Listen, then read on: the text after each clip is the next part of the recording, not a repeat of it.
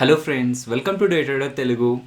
So రానున్న రోజుల్లో మార్కెట్ని ఇంపాక్ట్ చేయబోయే ఫ్యాక్టర్స్ ఏంటి అండ్ మనం వేటిని గమనించాలి వాటిని మాట్లాడుకుంటూ వడాఫోన్ ఐడియా, వేదాంత, రిలయన్స్ ఇండస్ట్రీస్ అలాగే లార్సన్ టూబ్రో గురించి కూడా మాట్లాడుకుందాం friends. And friends, video start చేసే ముందు ఛానల్ రిలేటెడ్గా ఒక స్మాల్ అప్డేట్ చెప్పాలనుకుంటున్నాను. సో బిగినర్స్ బ్యాక్ వెళ్ళి వాళ్ళకి కావాల్సిన కంటెంట్ వెతికే ప్రయత్నంలో న్యూస్ వీడియోస్ కూడా మిక్స్ అయిపోవడం కారణంగా వెతకడం కొంత కష్టంగా ఉందని రిపీటెడ్గా కామెంట్ సెక్షన్లో చెప్తూ వచ్చారు. సో దాంతో ఎప్పటి నుంచో ఉన్న న్యూస్ వీడియోస్ అన్ని కూడా టేక్ డౌన్ అయితే చేయడం జరిగింది. అండ్ కమింగ్ డేస్లో కూడా market related updates or news videos ఏదైతే ఛానల్లో అప్లోడ్ చేస్తూ ఉంటామో అది 7 days వరకు మాత్రమే ఛానల్లో ఉంటుంది.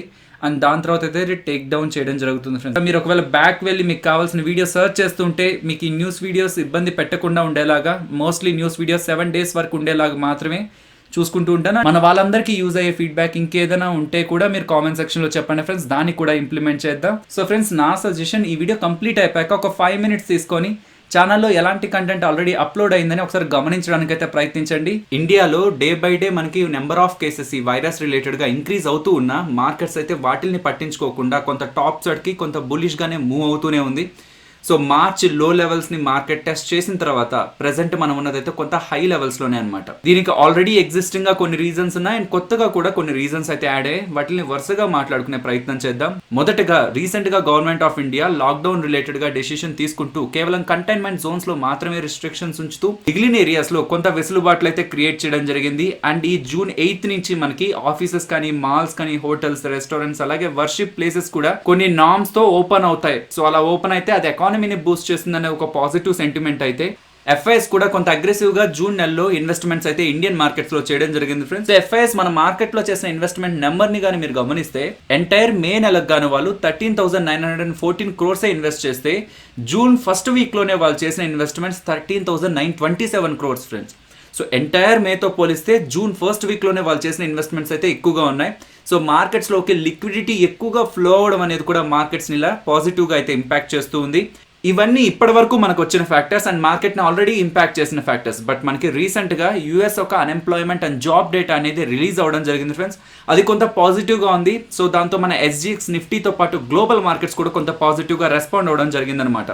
సో యూఎస్ వాళ్ళు రిలీజ్ చేస్తున్న జాబ్ డేటా ప్రకారం ఈ మే నెలలో 2.5 million జాబ్స్ యాడ్ అయ్యాయి అంటున్నారు అనమాట. అంటే కొత్తగా 25 లక్షల జాబ్లు యాడ్ అయ్యాయి. దాంతో ఏప్రిల్ నెలలో 14.7%గా ఉన్న వాళ్ళ అన్ఎంప్లాయ్మెంట్ రేట్ అనేది ఇప్పుడు మే నెలలో 13.3%కి పడిందనమాట. ఇన్ని లక్షల జాబ్స్ యాడ్ అవుతున్నాయంటే ఎకానమీ మళ్ళీ నార్మల్ అయ్యేదానికి ప్రయత్నిస్తుంది. సో మనం అనుకున్నంత నెగిటివ్గా అయితే ఈ వైరస్ ఇంపాక్ట్ అయితే క్రియేట్ చేయట్లేదు. మళ్ళీ నార్మల్ అవ్వడానికి అయితే ఎకానమీ ప్రయత్నిస్తున్న ఈ కారణంగానే ఈ డేటా పోస్ట్ చేసిన తర్వాత గ్లోబల్ మార్కెట్స్ అలాగే SGX నిఫ్టీ పాజిటివ్ గా రెస్పాండ్ అవడం జరిగింది. So present SGX Nifty around 100 points plus లో అయితే ట్రేడ్ అవుతుంది ఫ్రెండ్స్. రిలయన్స్ ఇండస్ట్రీస్ గురించి మాట్లాడుకోవాలి ఫ్రెండ్స్. రిలయన్స్ ఇండస్ట్రీస్ కి సంబంధించిన జియో ప్లాట్ఫామ్స్ లో ఆల్రెడీ ఫేస్బుక్ వాళ్ళు, సిల్వర్ లేక్ వాళ్ళు, విస్తా ఈక్విటీ వాళ్ళు, జనరల్ అట్లాంటిక్ వాళ్ళు, KKR వాళ్ళు అండ్ రీసెంట్ గా ముబాదలా వాళ్ళు వీళ్ళందరూ కూడా ఆల్రెడీ ఇన్వెస్ట్మెంట్స్ అయితే చేశారు. ఇలా ఆల్రెడీ ఇన్వెస్ట్ చేసిన సిల్వర్ లేక్ వాళ్ళు అడిషనల్ గా ఇంకొక ఇన్వెస్ట్మెంట్ చేయడం జరిగిందనమాట. సో సిల్వర్ లేక్ వాళ్ళు ఆల్రెడీ 1.15% వాటాని జియో ప్లాట్ఫామ్స్ లో తీసుకోవడం జరిగింది. బట్ మాకు అడిషనల్ గా ఇంకొక 0.93% వాటా కావాలి అని రీసెంట్ గా 4,546 crores జియో ప్లాట్ఫామ్స్ లో అయితే ఇన్వెస్ట్మెంట్ చేస్తున్నామని అయితే వాళ్ళు ప్రకటించడం అయితే జరిగింది. దీంతో ఓవరాల్ గా ఇప్పటి వరకు జియో ప్లాట్ఫామ్స్ లో వచ్చిన ఇన్వెస్ట్మెంట్స్ 92,200 crores దగ్గరగా ఉంది ఫ్రెండ్స్. సో ఇలా 92,200 crores వాళ్ళు పెట్టడం కారణంగా ఆల్మోస్ట్ 19.9% వాటాను వాళ్ళు జియో ప్లాట్ఫామ్స్ లో తీసుకుంటున్నట్టు టెలికాం అలాగే డిజిటల్ సెగ్మెంట్ లో సర్వీసెస్ ప్రొవైడ్ చేసే జియో ప్లాట్ఫామ్స్ లోకి ఇన్ని వేల కోట్లు పెట్టుబడులుగా రావడం అనేది రిలయన్స్ ఇండస్ట్రీస్ ని పాజిటివ్ గా అయితే ఇంపాక్ట్ చేస్తూ ఉంది. వడాఫోన్ ఐడియా గురించి మాట్లాడుకోవాలి ఫ్రెండ్స్. రీసెంట్ డేస్ లో మీరు గమనిస్తూ ఉంటే 2.4 అరౌండ్ వెళ్ళి ఇప్పుడు 10 above అయితే ట్రేడ్ అవుతూ ఉంది. సో ఏదైనా రీజన్స్ ఉన్నాయా ఫండమెంటల్గా కానీ, న్యూస్ పరంగా కానీ, ఇంకేదైనా పాజిటివ్ ఫ్యాక్టర్స్ ఉన్నాయా వడాఫోన్ ఐడియాని ఇలా పాజిటివ్గా మూవ్ చేయడానికి అని మాట్లాడుకుంటే, సో స్టెప్ బై స్టెప్ మాట్లాడుకునే ప్రయత్నం చేద్దాం ఫ్రెండ్స్. రిలయన్స్ ఇండస్ట్రీస్కి సంబంధించి ఇన్ని కంపెనీస్ ఉంటే కేవలం జియో ప్లాట్ఫామ్స్లోకి మాత్రమే, టెలికాం అలాగే డిజిటల్ సర్వీసెస్ ప్రొవైడ్ చేస్తున్న జియో ప్లాట్ఫామ్స్లోకి మాత్రమే ఇంత పెద్ద ఇన్వెస్ట్మెంట్స్ రావడం అనేది ఇండియన్ టెలికాం స్పేస్ పైకి గ్లోబల్ ప్లేయర్స్ అందరూ కూడా ఇంట్రెస్టెడ్గా ఉన్నారని ఒక పాజిటివ్ సెంటిమెంట్ ఓవరాల్గా టెలికాం స్పేస్ని అయితే పాజిటివ్గా ఇంపాక్ట్ చేస్తుంది. సో దీన్ని మీరు గమనిస్తూ వస్తే జియోలోకి ఇన్వెస్ట్మెంట్స్ వస్తున్నాయి అన్నప్పుడల్లా కూడా మనకి మోస్ట్లీ భారతీ ఎయిర్టెల్ అలాగే వడాఫోన్ ఐడియా కూడా కొంత పాజిటివ్గా అయితే రెస్పాండ్ అవుతూ ఉంటాయి. అండ్ జియో పర్ఫార్మెన్స్ బాగుందన్నా, భారతీ ఎయిర్టెల్ పర్ఫార్మెన్స్ రిజల్ట్స్ రూపంలో బాగుందన్నా సరే అప్పుడు కూడా మనకు వడాఫోన్ ఐడియా కూడా పాజిటివ్గా రెస్పాండ్ అవుతుంది ఫ్రెండ్స్. అంటే దాని మీనింగ్ ఇండస్ట్రీకి సంబంధించిన టాప్ ప్లేయర్స్ బాగా పర్ఫామ్ చేస్తున్నారంటే కిందున్న ప్లేయర్స్ కూడా ఇంచుమించు అలాంటి పర్ఫార్మెన్స్ ఇస్తారని ఒక పాజిటివ్ హోప్ కూడా ఉంటుంది. అండ్ దీనికి యాడెడ్ గా ఎయిర్టెల్లోకి అమెజాన్ వాళ్ళు, వడాఫోన్ ఐడియాకి గూగుల్ వాళ్ళు కూడా ఇన్వెస్ట్మెంట్ చేయబోతున్నారని వచ్చిన రూమర్స్ కూడా వడాఫోన్ ఐడియాలోకి పెట్టుబడి చేయడానికి గూగుల్ లాంటి పెద్ద కంపెనీస్ కూడా ఆలోచిస్తున్నాయనేది కూడా వడాఫోన్ ఐడియాని పాజిటివ్ గా ఇంపాక్ట్ చేస్తే, రీసెంట్ టైమ్స్ లో most of the investment bankers కానివ్వండి అండ్ రేటింగ్ ఏజెన్సీస్ కానివ్వండి టెలికామ్ రిలేటెడ్ గా పాజిటివ్ కామెంటరీ చేస్తున్నారనమాట. సో June 4th అరౌండ్ నేను మీకు టెలిగ్రామ్ లో పోస్ట్ చేసిన ఇమేజ్ ని మీరు గమనిస్తే CLSA వాళ్ళు ఏం చెప్పారని, లాస్ట్ 3 months లో స్టాక్ డబుల్ అయితే అయింది, కాకపోతే మేము స్టిల్ వడాఫోన్ ఐడియాలో ఇంకా పాజిటివ్ ఎక్స్పెక్ట్ చేస్తున్నాం, మా టార్గెట్ వడాఫోన్ ఐడియాకి 12 రూపీస్ అని వీళ్ళు చెప్తున్నారు అనమాట. సో దీనికి రీజన్స్ వాళ్ళు ఏం చెప్తున్నారు, ARPU రానున్న రోజుల్లో టారిఫ్లను ఇంక్రీజ్ చేయడం కారణంగా, ప్రైజులను ఇంక్రీజ్ చేయడం కారణంగా యావరేజ్ రెవెన్యూ పర్ యూజర్ అనేది వడాఫోన్ ఐడియాకి కొంత పాజిటివ్ గా యాడ్ అవుతుంది. దాంతో కమింగ్ ఇయర్స్ లో వాళ్ళ ఎబిటా కూడా 67% గ్రో అవుతుంది. కాబట్టి మేము వడాఫోన్ ఐడియా రిలేటెడ్ గా పాజిటివ్ గా ఉన్నామని చెప్పి వీళ్ళు June 4th అయితే స్టేట్మెంట్స్ చేయడం జరిగింది ఫ్రెండ్స్. మీరు గమనిస్తే ఈ స్టేట్మెంట్స్ తర్వాత ఇంకాస్త వడాఫోన్ ఐడియాలో మనకి పాజిటివ్ యాక్టివిటీ కనిపించింది అనమాట. సో వాళ్ళ నెగిటివ్స్ ఏంటని మాట్లాడుకుంటే, ఈ అడ్జస్టెడ్ గ్రాస్ రెవెన్యూస్ రిలేటెడ్గా సుప్రీంకోర్టు ఎప్పుడైతే తీర్పిచ్చిందో అది వడాఫోన్ ఐడియాని చాలా సివియర్గా ఇంపాక్ట్ చేసింది అనమాట. సో ప్రెసెంట్ పర్ఫార్మెన్స్ కంటిన్యూ అవుతూ వెళ్ళినట్లయితే ఆ ఉన్న డెట్ని క్లియర్ చేయడం అనేది వడాఫోన్ ఐడియా వల్ల అయితే కాదు. సో ఎక్స్టర్నల్గా వడాఫోన్ ఐడియాలోకి ఎవరో ఒకరు సపోర్ట్ చేసి ఇన్వెస్ట్మెంట్ చేసినట్లయితేనే వడాఫోన్ ఐడియా సస్టైన్ అవుతుందనే ఒక పాయింట్ ఆఫ్ టైంలో ఆదిత్య బిర్లా వాళ్ళు అండ్ వడాఫోన్ వాళ్ళు అయితే మేము ఎటువంటి ఇన్వెస్ట్మెంట్ చేయడానికి రెడీగా లేవని చెప్పిన స్టేట్మెంట్స్ వడాఫోన్ని నెగిటివ్గా ఇంపాక్ట్ చేస్తే, వడాఫోన్ ఐడియాకి సంబంధించి పాజిటివ్స్ కూడా ఉన్నాయి ఫ్రెండ్స్.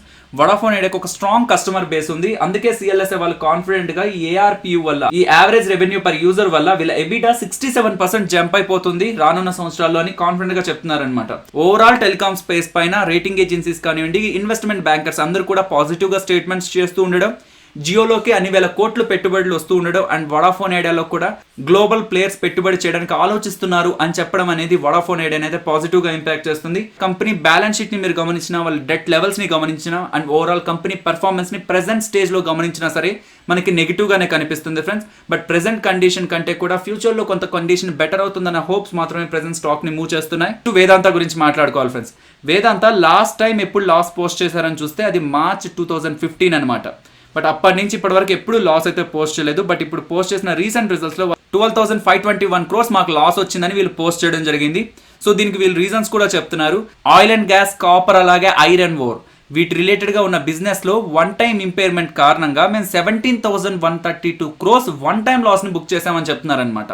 సో మీరు గమనిస్తే రీసెంట్ టైమ్స్ లో మనకి కమోడిటీ ప్రైజెస్ కూడా కొంత ఫ్లక్చువేట్ అయ్యాయి ఫ్రెండ్స్. జింక్ ప్రైజెస్ అనేవి కొంత ఫాలో అవడం జరిగింది అండ్ క్రూడ్ ఆయిల్ రిలేటెడ్ గా కూడా మనకి కొంత ప్రైజెస్ లో డిస్టర్బెన్స్ అయితే క్రియేట్ అయింది అండ్ వీళ్ళు డివిడెండ్ గా 3.9 రూపీస్ అయితే ప్రకటించడం జరిగింది. లాడ్స్ అండ్ బ్రో L&T గురించి మాట్లాడుకోవాలి. సో వీళ్ళ ప్రాఫిట్ గా 3,197 crores పోస్ట్ చేయడం జరిగింది. ఇయర్ ఆన్ ఇయర్ లో ఇది మనకి 6.5% డిక్రీజ్ అవుతున్నట్టు అనమాట. So profit year on year లో 6.5% డిక్రీజ్ అయినా వీళ్ళ ఆర్డర్ బుక్ అయితే కొంత స్ట్రాంగ్ గా ఉంది ఫ్రెండ్స్. ఇయర్ ఆన్ ఇయర్ లో వీళ్ళ ఆర్డర్ బుక్ 5% గ్రో అవడం జరిగింది. FY20 రిలేటెడ్ గా వాళ్ళ అంతకుముందు ఇచ్చిన ఆర్డర్ బుక్ గైడెన్స్ అనేది అయితే మీట్ అవ్వలేదు. సో వాళ్ళ అంతకుముందు చెప్పింది ఈ ఫైనాన్షియల్ ఇయర్ 19-20 గాను మా ఆర్డర్ బుక్ అనేది 10 to 12% గ్రో అవుతుందని చెప్పారు. సో 10 to 12% గ్రోత్ అంటే ఇయర్ ఎండింగ్ కల్లా కూడా వాళ్ళ ఆర్డర్ బుక్ 1.98 lakh crore ఉండాలన్నమాట. బట్ అది 1.86 గానే ఉండడం జరిగింది. సో ఆర్డర్ బుక్ రిలేటెడ్ గా వీళ్ళు ఇచ్చిన గైడెన్స్ అయితే కొంత మిస్ అవ్వడం జరిగింది. అండ్ వీళ్ళ బిజినెస్ రిలేటెడ్ గా డే టు డే స్పెండింగ్ అనేది అంటే వీళ్ళ వర్కింగ్ క్యాపిటల్ అనేది ఎక్కువైంది, దాని ద్వారానే మా నెంబర్స్ ఇంపాక్ట్ అయ్యాయని చెప్తున్నారు అనమాట. So day to day operations కోసం కంపెనీ ఖర్చు పెడుతూ ఉంటుంది కదా, అది వర్కింగ్ క్యాపిటల్ అంట. లాస్ట్ టైం అది 18% ఉంటే ఈసారి అది 23%కి వెళ్ళిందని చెప్తున్నారు ఫ్రెండ్స్. అంటే ఖర్చులు అయితే కంపెనీకి పెరిగాయి, అది మా ప్రాఫిటబిలిటీని ఇంపాక్ట్ చేసింది అని చెప్తున్నారు అనమాట. అండ్ రానున్న టైంలో కంపెనీ ఎలా పర్ఫామ్ చేస్తుందని వీళ్ళు ఇచ్చే గైడెన్స్ ఉంటుంది, ప్రతిసారి వీళ్ళు ఇస్తూ ఉంటారు, అదైతే మేము ప్రెసెంట్ ఇవ్వట్లేదు. అండ్ ఇది ఇంపార్టెంట్ పాయింట్ ఫ్రెండ్స్. L&T అనేది ఒక కన్స్ట్రక్షన్ కంపెనీ కదా, సో వీళ్ళకి లేబర్ అనేది చాలా ఇంపార్టెంట్ అనమాట. సో వీళ్ళకి కావాల్సిన లేబర్ 2,20,000 అయితే ప్రెసెంట్ వీళ్ళ దగ్గర ఉన్న లేబర్ అయితే 1,20,000 అని చెప్తున్నారు అనమాట. సో ప్రెసెంట్ మనం చూస్తూనే ఉన్నాం ఎలాంటి కండిషన్స్ బయట ఉన్నాయనేది. సో ఎవరిళ్ళకు వాళ్ళు వెళ్ళే ప్రయత్నం అయితే చేస్తున్నారు కాబట్టి వీళ్ళకి లేబర్ షార్టేజ్ కూడా వచ్చిందని చెప్తున్నారు.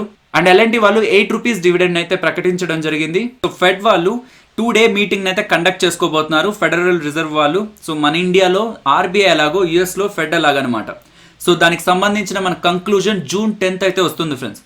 So Nifty support and resistance levels అయితే రీసెంట్గా 4 days నుంచి మాట్లాడుకుంటున్న లెవెల్సే.